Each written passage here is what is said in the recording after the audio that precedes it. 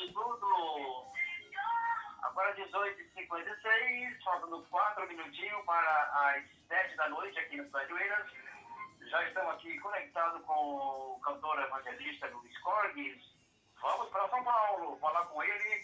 Alô, Luiz, boa noite, a paz do Senhor, Luiz. A paz do Senhor Jesus, para você, estou em França, e a todos ouvindo o programa Expressão da Verdade.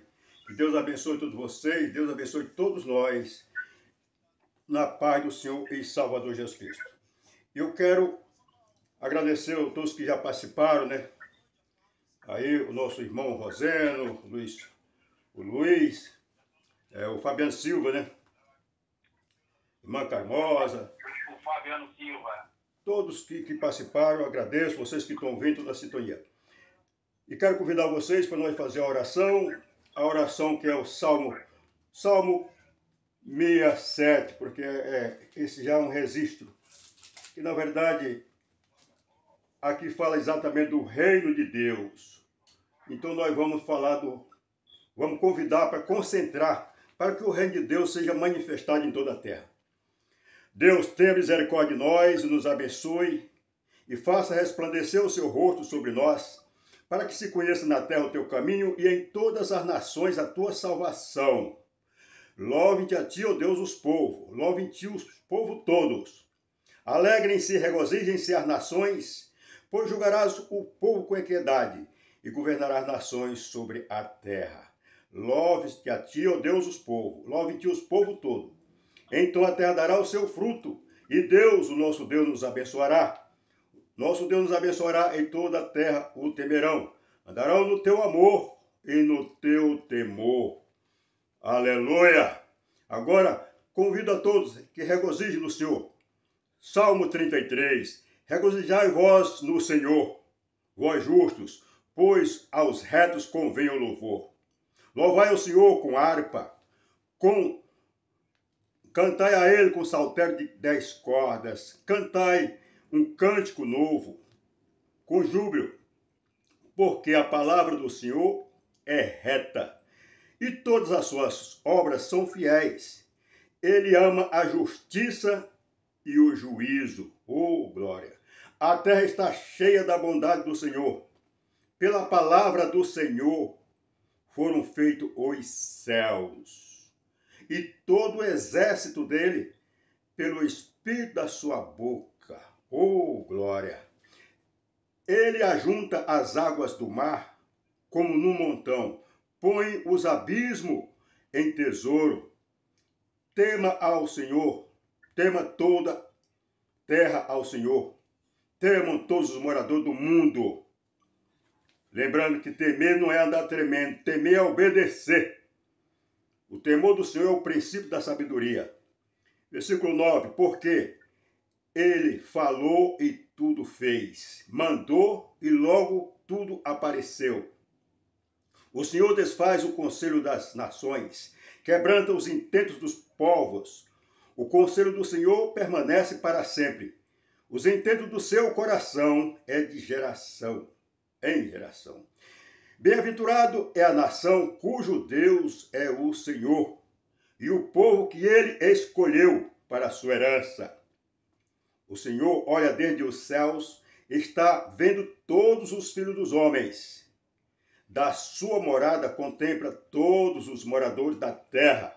É claro, ele é poder e está em toda parte. O Senhor Jesus disse, Deus é espírito, importa que os adorem em espírito e em verdade, quer dizer, espírito e poder. Versículo 15, ele é quem formou o coração de todos eles, que contempla todas as suas obras. Não há rei que se salve pela grandeza de um exército. Não vai salvar a vida dele. Nem homem valente o se livra pela muita força.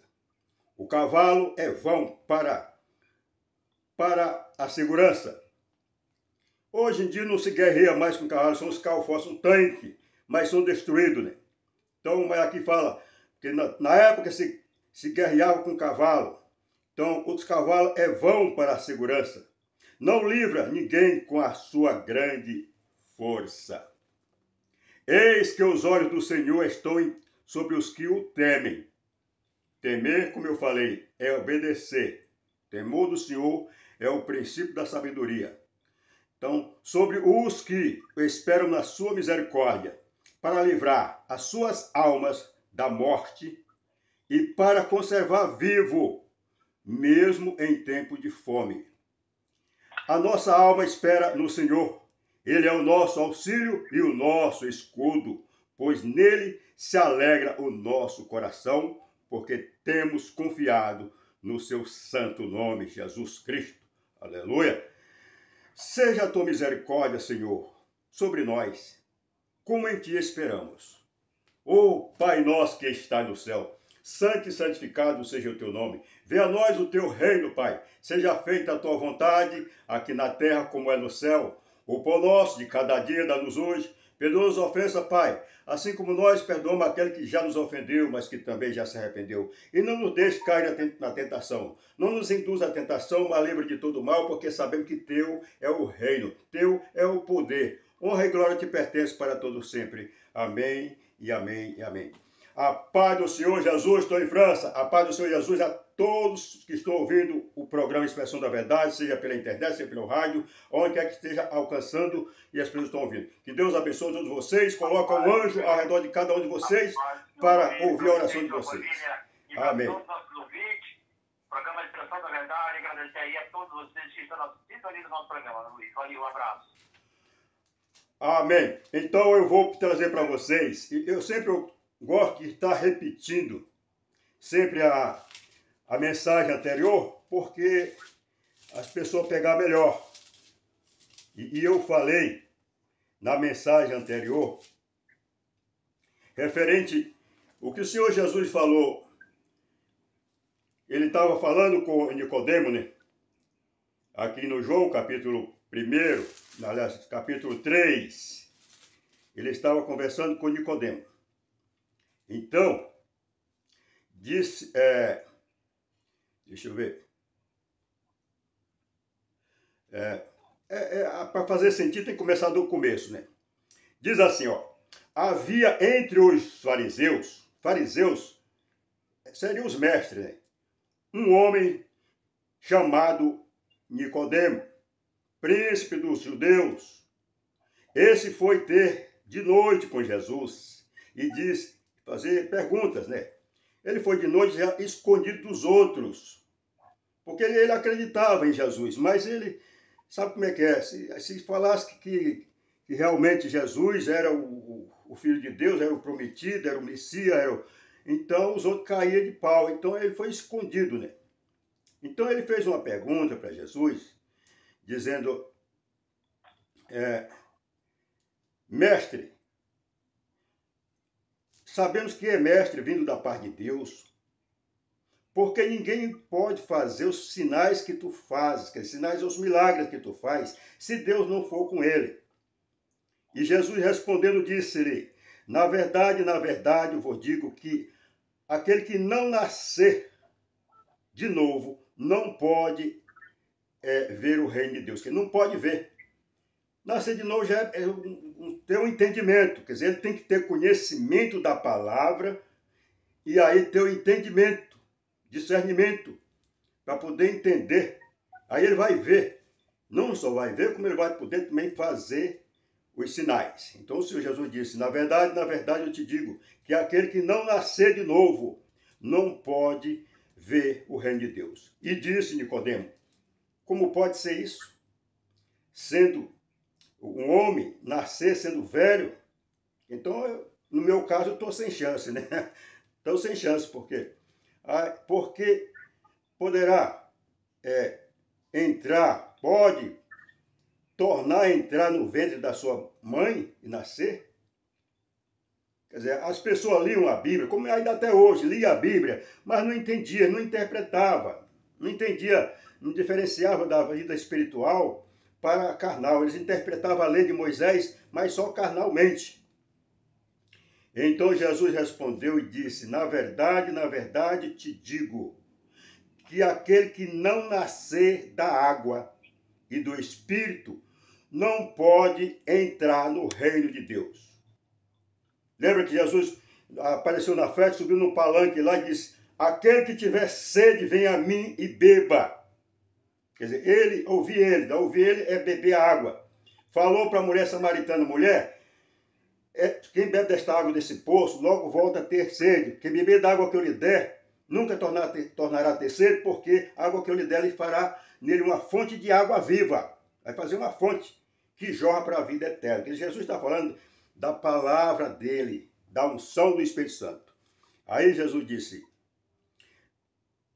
aí versículo 5, na verdade te digo que aquele que não nascer da água e do Espírito não pode entrar no reino de Deus. O que é nascido da carne é carne, e o que é nascido do Espírito é Espírito. Mas não te maravilhes de ter dito, o importante é nascer de novo. Então, muita gente acha que o nascer aceita Jesus como seu único Salvador e papai, vamos logo convidar para o batismo, aí para você nascer de novo, agora daqui para frente você é uma nova criatura. A pessoa nem foi evangelizada, não conhece a palavra, ele vai ser nova criatura de que jeito? É por isso que muitos se desviam, muitos se enfraquecem, porque não tem o conhecimento da palavra de Deus. Então Jesus disse, não te maravilhe de ter dito, o importante é nascer de novo. Versículo 8, olha, o vento assopra aonde quer. Vou dar um exemplo, para que você possa pegar.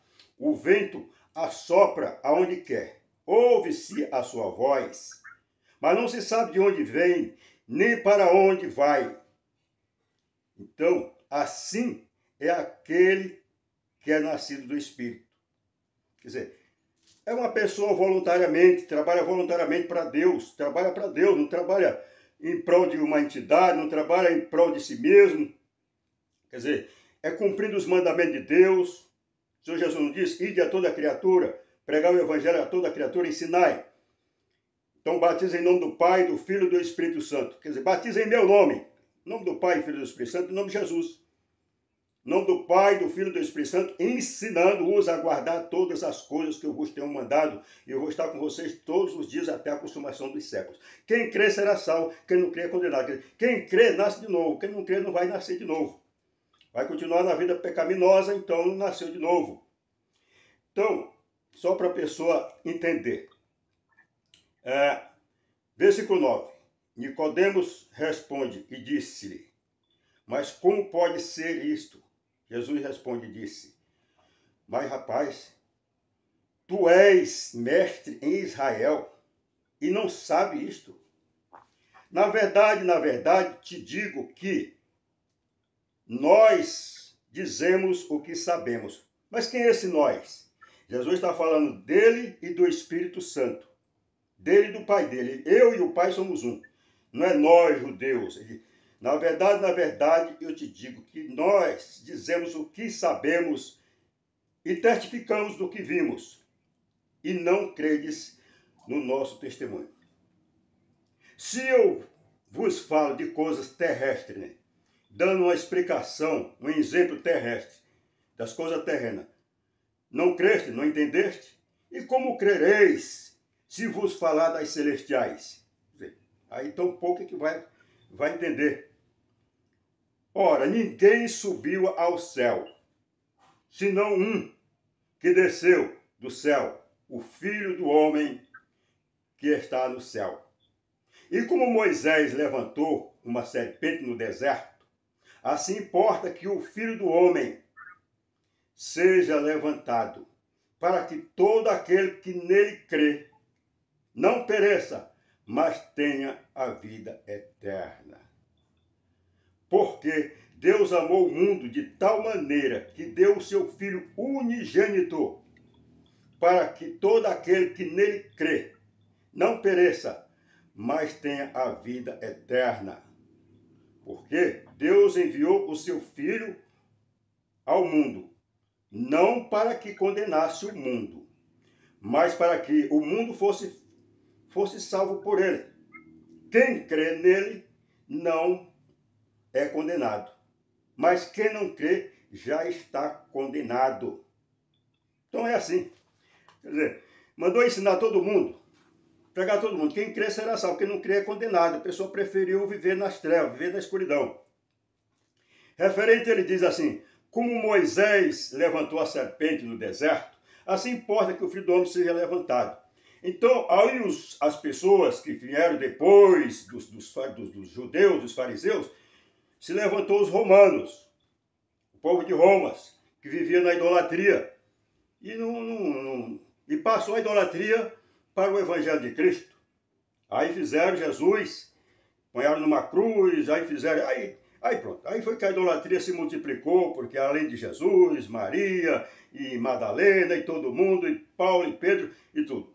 Isso 300 anos da passagem de Cristo. Mas nós vamos ver o porquê Jesus mandou Moisés levantar uma serpente. Quer dizer, Deus, no caso fala Jesus, mas Deus era o próprio Espírito de Deus, era Jesus, quer dizer, eu e o Pai somos um. Então é assim. Aí diz aqui, ó. Então, versículo 4 de número 21. Então partiram do monte de... Deixa eu ver se eu acho... Se eu acho aqui o mais próximo, né? Sim. E o povo falou contra... versículo 5 de 21, 5. De número 21, 5. O povo falou contra Deus e contra Moisés. Veja bem, o povo vivia só de falar. Ah, porque tirei gente do Egito, para morrer aqui nesse deserto. Então, o povo falou contra Deus, olha só, falou contra Deus e contra Moisés. Porque nós nos fizeste subir do Egito para que morresse neste deserto, pois aqui nem pão, nem água há em nossa alma. E nossa alma tem fastio deste pão, porque Deus mandava o maná do céu e ele fazia todo dia aquele bolo, né? Era uma espécie de uma massa, um trigo, né? Que as pessoas colhiam todo dia. Então eles blasfemavam. E a gente já tem, nossa alma tem fastio deste pão. Então o Senhor mandou entre o povo, versículo 6 de número 21. Deus mandou entre o povo serpente ardente, que morderam o povo e morreu muito povo de Israel, picado pelas cobras, né? Pelo que o povo veio a Moisés, disse-lhe, se arrependeram, havemos pecado, nós havemos pecado, porquanto temos falado contra o Senhor e contra ti. Ora ao Senhor, que tire de nós estas serpentes. Então Moisés orou pelo povo e disse o Senhor a Moisés, faz o seguinte, faz uma serpente ardente, uma serpente de aço, e põe sobre uma haste, e será que viverá todo mordido que for mordido por ela, né? Então Moisés fez uma serpente de metal e pôs sobre uma haste. E era que, mordendo alguma serpente, alguém olhava para a serpente de metal e ficava vivo. Glória a Deus. Então veja bem, aí veio a tal de fé, a fé na imagem, né? Então o pessoal achava, não, basta ter fé da imagem. Mas Moisés estava cumprindo a palavra de Deus. Moisés estava obedecendo a palavra de Deus. E quem estava naquela arte ali era o próprio Jesus. Lembra que que Deus mandou Moisés fazer um sinal na presença de Faraó, para que ele pudesse acreditar? E que sinais tu faz? Aí Moisés jogou a vara no chão, se transformou numa serpente. E aí aqueles mágicos que estavam lá, isso aí é fácil demais. Aí eles jogaram também uma vara no chão, tornou uma serpente. Só que a serpente de Moisés foi lá e abocanhou dos mágicos e mordeu e engoliu. Quer dizer, lembrando que a serpente que Deus pôs na arte era mais poderosa do que o veneno das serpentes. E aí também é o seguinte, nós temos um exemplo da medicina que para curar a pessoa picada de cobra, o soro que se faz é do próprio veneno da serpente. Quer dizer, combater o veneno da serpente com a própria serpente, com o próprio veneno.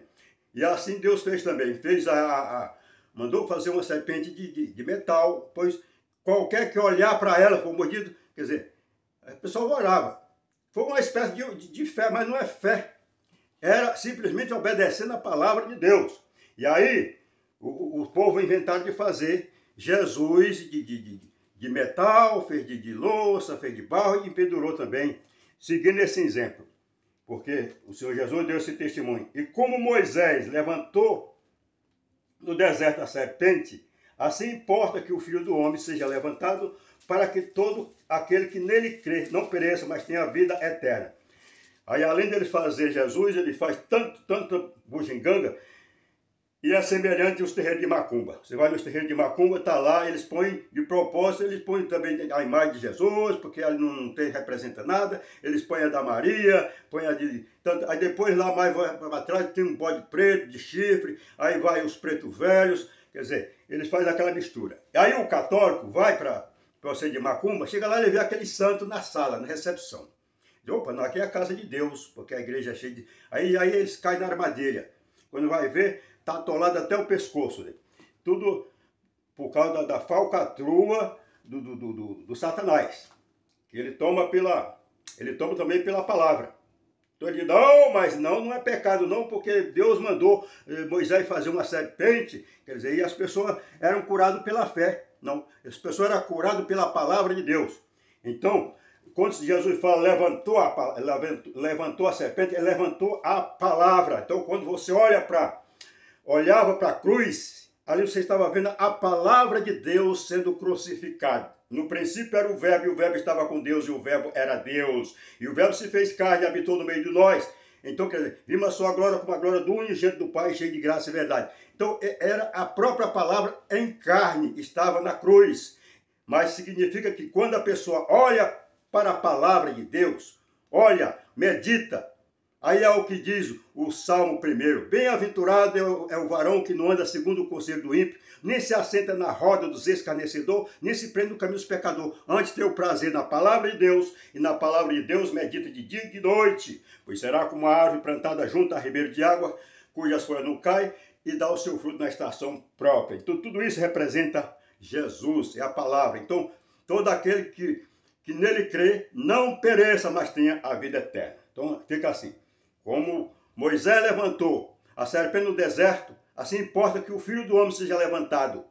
E aí lembramos que depois que Jesus apareceu para os discípulos várias vezes, a última vez ele apareceu para os discípulos, e aí deu as suas últimas instruções, ergueu os braços e saiu, subiu, e foi subindo, e desapareceu. Quer dizer, esse aí que Jesus falou, assim importa que o Filho seja levantado, para que todo aquele que nele crê não pereça, mas tenha a vida eterna. Não é o caso de que Elias, que sumiu no redemoinho, não é no caso de Enoque, desapareceu. Não, esses morreram. Moisés morreu, todo mundo morreu. Jesus não morreu porque ele ressuscitou. Ele veio da palavra e se tornou em palavra novamente. Então ele disse, se levantar, levantou, foi subindo ao céu e sumiu nas nuvens. Mas aí é para nós olhar para a palavra, não é para Jesus crucificado numa cruz. Ok? Deus abençoe a todos vocês.